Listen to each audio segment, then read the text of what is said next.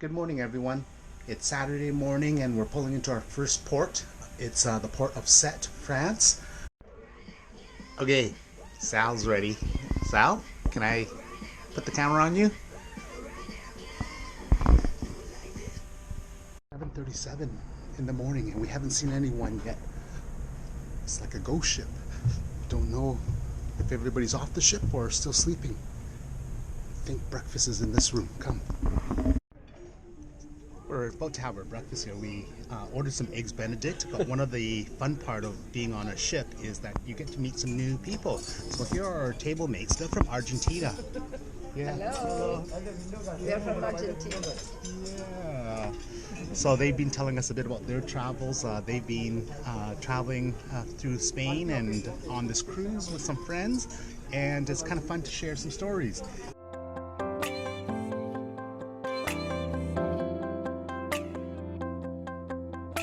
At a time you took my breath away,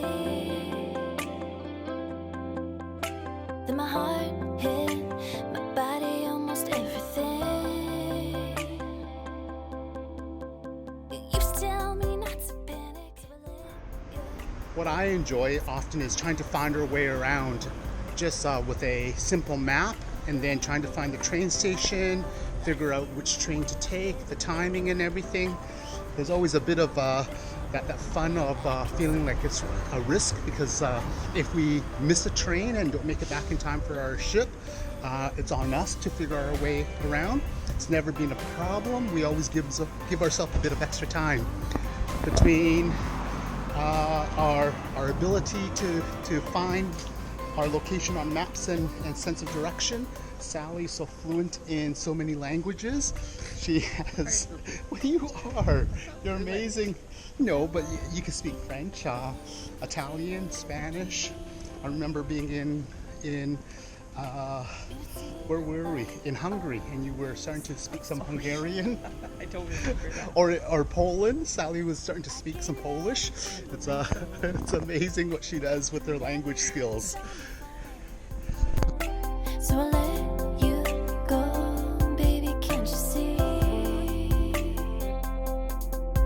But I'm waking up out of love. Life with you ain't worth living. Waking up. Wow, we had some disappointing news. We were just getting ready to buy a ticket to head to Montpellier, and some other tourists told us that they were told that there's a train strike, and so service was disrupted, and there's no guarantees that we'd make it back. So we don't want to risk it. We're going to skip our trip into the city. Adjust our plans. So we'll have to figure out what we're going to do.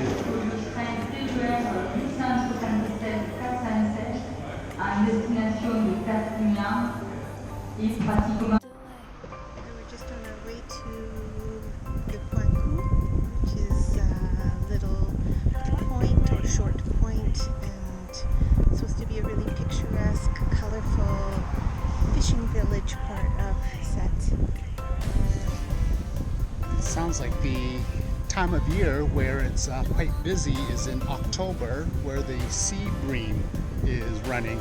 They go from did they say estuary or out to the sea? So might be quiet today, but still supposed to be colorful and quite authentic. Let's go take a look. Hard to capture the atmosphere of this place. It doesn't seem very touristy, although it's probably busy today since the cruise ship is in. Yeah. What we read was not a whole lot of cruise ships actually come into this port, but I imagine when it does, or when one does, this place is busier than usual. Nice little breeze here. What does it remind you of? Saint-Omer, I guess. Yeah. Definitely does feel French. Maybe it's because of all the signage. Out of love, life with you ain't worth living. Waking up out of love, no longer bedridden. I can see beyond my clouded night. No longer bedridden.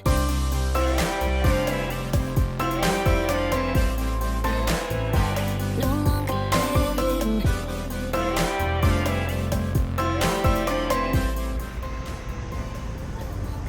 walking over the bridge, and suddenly there was a bit of an alarm and some words in French, and before we knew it, the bridge was going up. So we're just now on the other side watching all the sailboats and motorboats go under the bridge. I gave you everything you wanted. You never even saw me falling. So I let you go, baby, can't you see? But I'm waking up out of love. Life with you ain't worth living. Waking up out of love, no longer bed. Sorry, I just discovered that I've been calling this le point court and it's la pointe courte. Sorry. Which means what? Same thing, but it's feminine. I was making it masculine.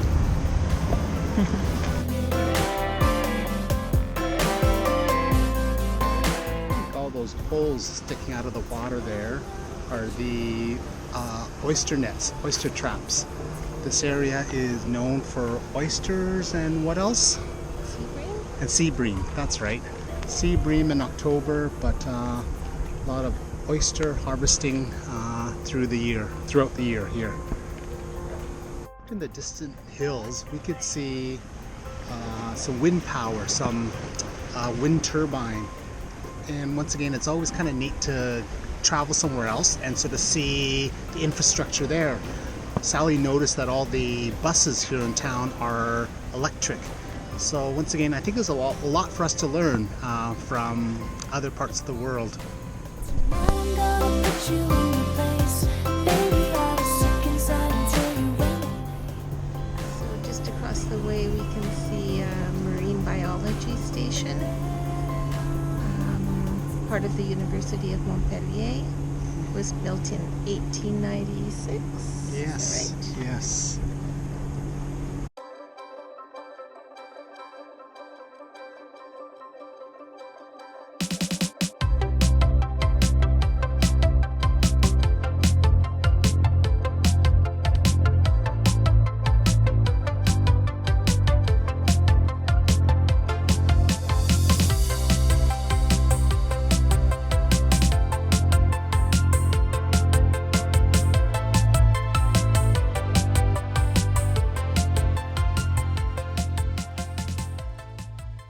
How would you describe this area? Oh man. Have you ever been anywhere like this? Can you compare it to something? No, I can't. It's really authentic. Yeah, it seems like quite separated from the rest of the town. Yeah.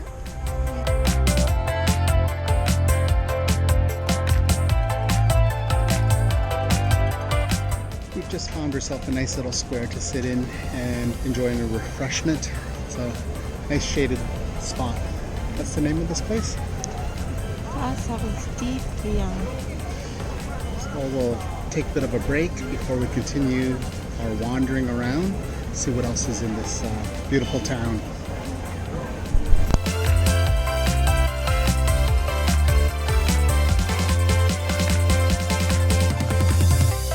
This is a busy part of town. We seem to be walking through the center of the town at this time.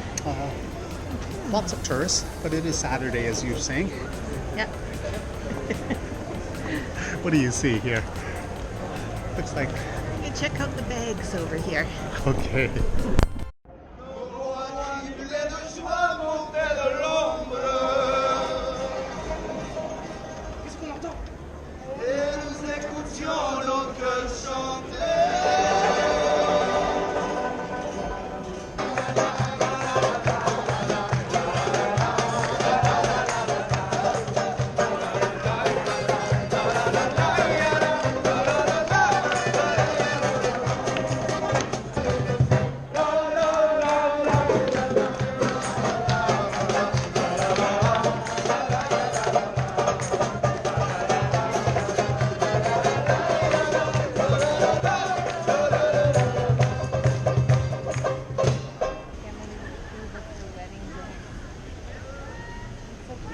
Looks like we stumbled on a wedding right across the way. I don't know, that was City Hall or what. I noticed some confetti on the ground, some rose or flower petals and little heart-shaped cutouts. I missed that. And then we came across into this little courtyard, and they're taking wedding photos. Now Sally thinks Em would approve of the bride's dress. Try to get Very cute. a closer look later on. Well, not too close.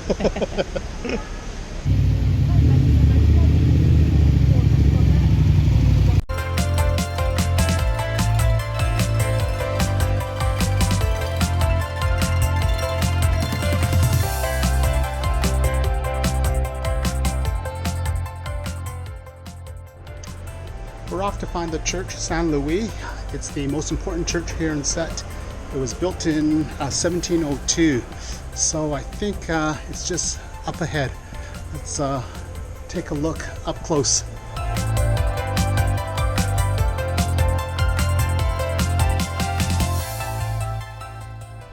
Our next stop is a seaside cemetery.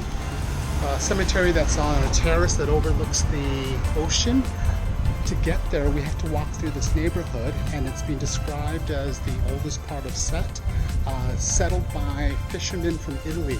So they say it's somewhat reminiscent of Naples.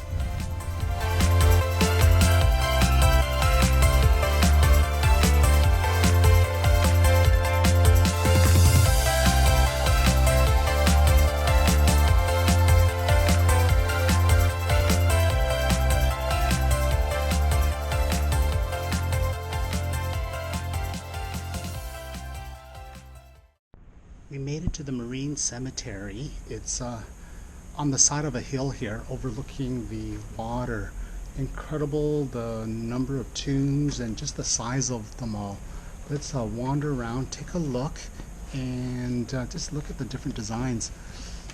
Looking at some of the dates, they seem to start from the mid-1800s. Should we wander, Sal? Okay. Let's go take a look.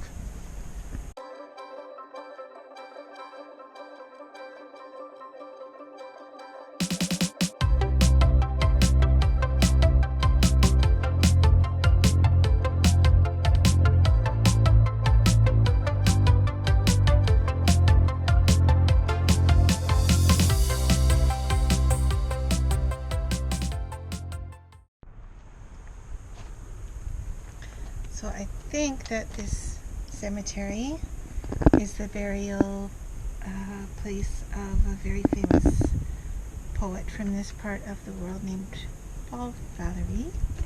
And this is the poem that he wrote about this cemetery. This quiet roof where doves walk between palpitating pines, between graves. At exactly noon, fires are alight. The sea begins over and again.